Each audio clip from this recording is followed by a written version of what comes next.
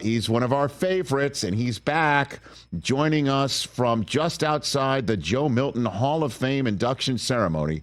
Is none other than NBC Sports Boston's Tom Curran. How are you, Tom? Good to see you. Great. Keep that mass hole vibe going, huh? Back to back. Let's go. Come on, Tommy. So is Milton getting fitted for the red jacket? Tom, what do we got there? Milton is getting fitted for the 2024 training camp MVP, and they're probably going to bring Malik Cunningham back for the ceremony. Nice.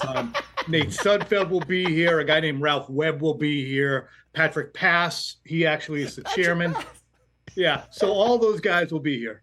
But he was great. I mean, look, he has been captivating. Like, when you talk about, you go past the batting cage and somebody just sounds different when they're taking BP. Yes.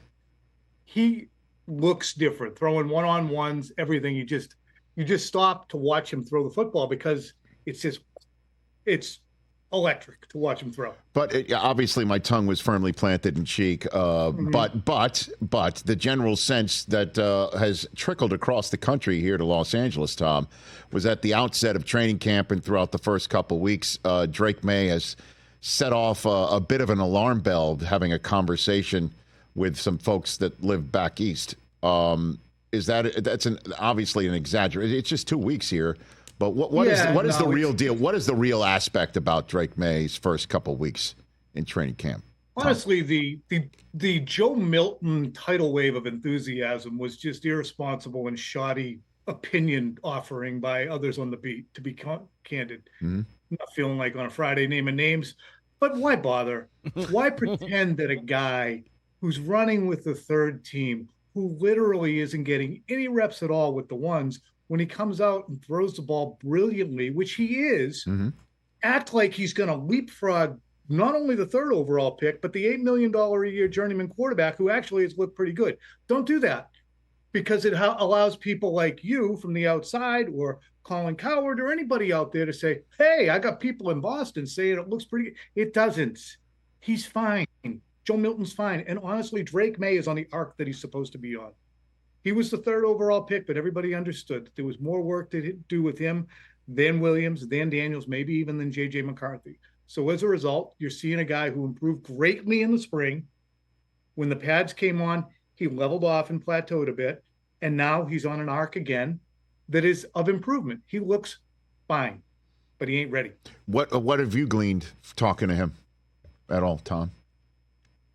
On the upside, I've gleaned the fact that he really, really, really is into it, wants to be good. It's not just show. He will bust his ass to be a good player. He's big, strong, physical. He doesn't kick rocks and mope around when things don't go well. He's dealt with the obstacles that have been put in his way. We watched Mac Jones in our very close rear view, and he would get in his feelings a little bit when things didn't go his way. And we're not seeing that with Maye. He makes throws that other players have not been making for this team, even pre-Brady. I mean, he runs, throws on the move, throws from different platforms. But what I've also seen is the Patriots weren't ready to draft a project. They now have the roof and still have to build the foundation, which I contended throughout the draft process was probably not the way to do it. And so what do you think the expectation level for Maye should be entering this season, Tom? What do you think? If you see him before Halloween, Rich, that's him ahead of the curve. And I just go by last night. The Patriots used him for one series against the Carolina Panthers. They used Jacoby Brissett for one series.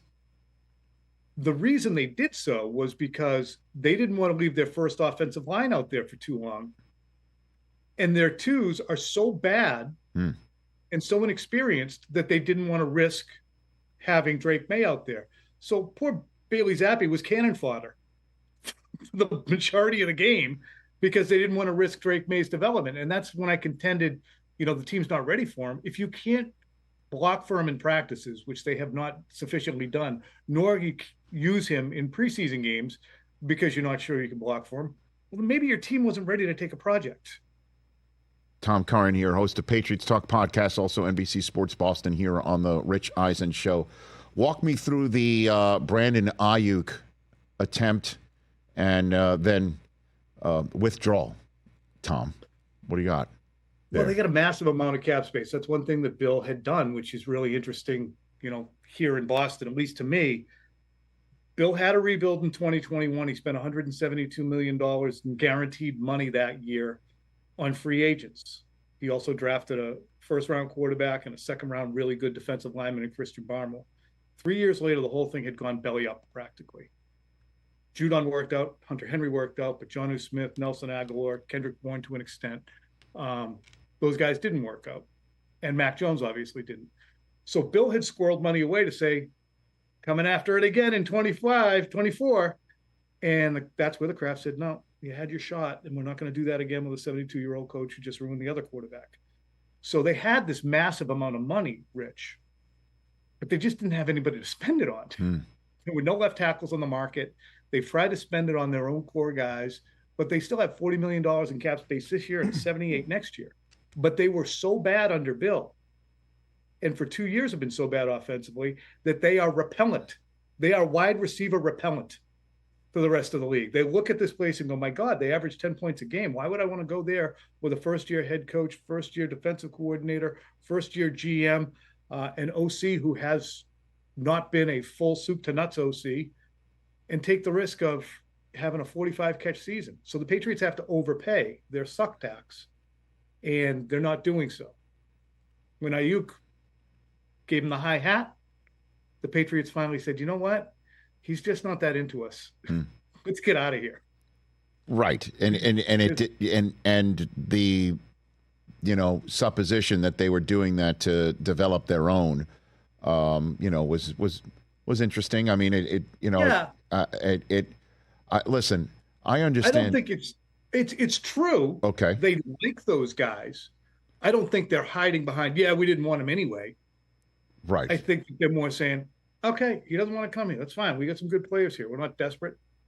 Right. No, they are desperate. But They're not desperate. No, I they know. are desperate. No, I understand that, but they're. I guess the way to describe it fairly is, of course, they're desperate. They're desperate to not suck again, right? Like this is not. Nobody's used to that around there over the last 25 years. They don't want it to be another struggle for points where you just want to stick needles in your eyes watching it, right? Like I called one of those games last year in Frankfurt, and that where Zappe, the Seminole game. Well, that was huge, man. That was where a lot really turned, and Robert Kraft really wanted it and didn't get it. And we all understand what happened after that. But in terms of being desperate to be good this year, we all know that this is going to be a process in building, and that's why I guess it's understandable why Aiyuk would say no thanks.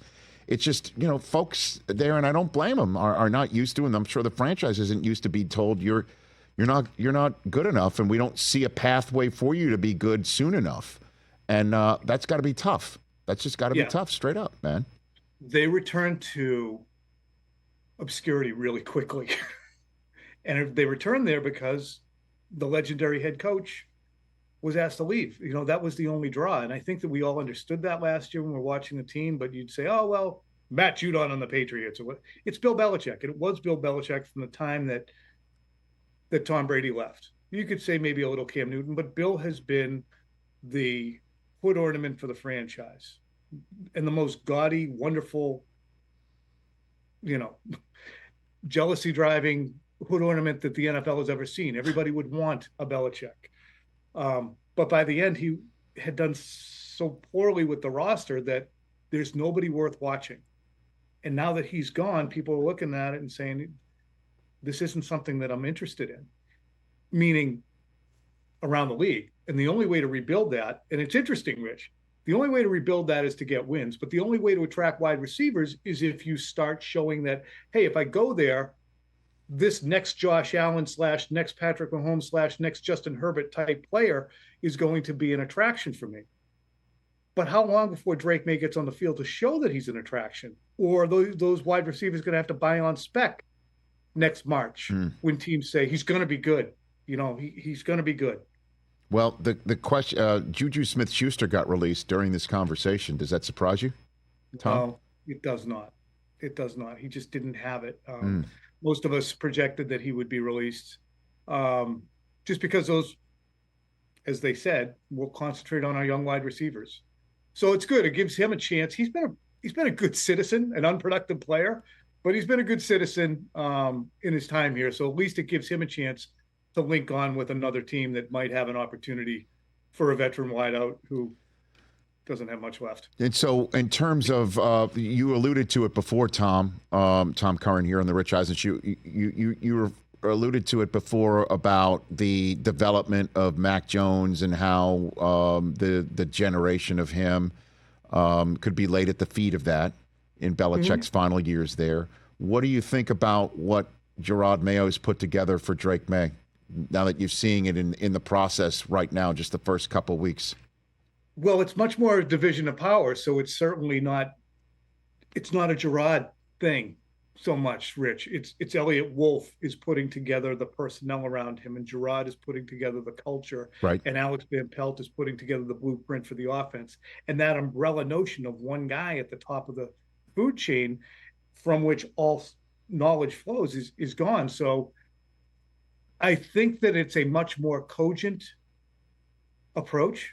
I mean, the Patriots had one of the smallest coaching staffs in the NFL, and they plowed through offensive line coaches in the last 5 years at an alarming rate.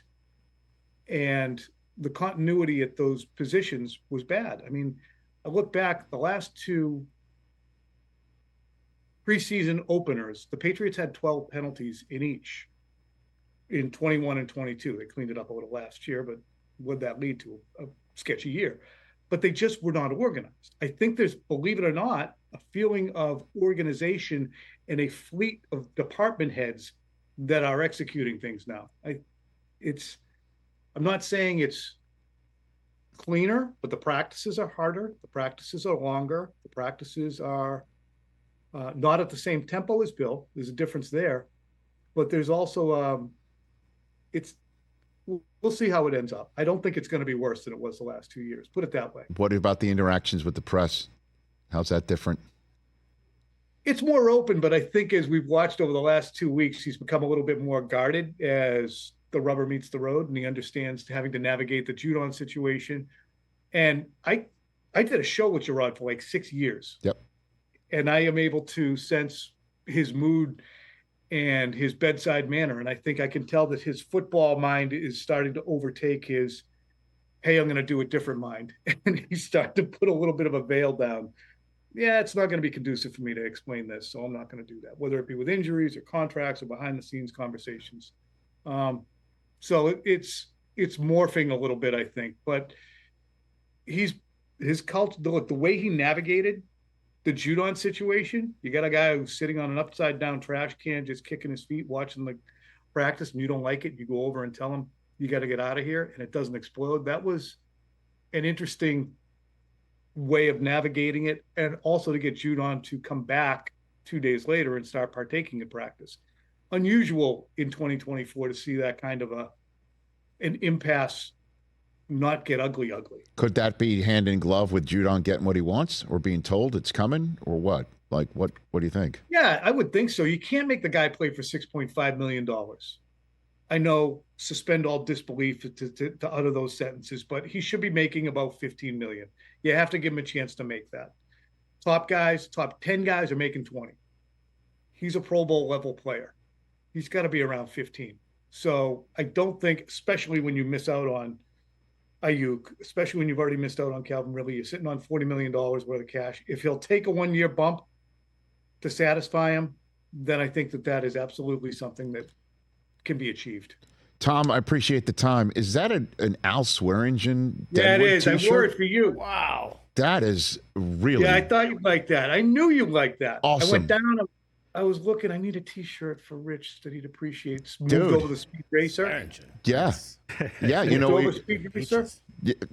I noticed it. We got our Deadwood hat here on the program, autographed by all the Deadwood actors and actresses guests. Don't hold it up too close to the camera, Chris, because they sign it with their favorite curse words. Yeah. You don't want to see him on TV, but I love swedging. I appreciate the shout out, Tom, and you. Thanks for the time, man. Thanks. All right. See you, Rich. Have a great weekend, bud. Everybody check out Tom Curran's Patriot Talk podcast and the New England Patriots Insider for NBC Sports Boston. Catch the Rich Eisen Show every single day on the Roku channel, 12 to 3 Eastern, for free.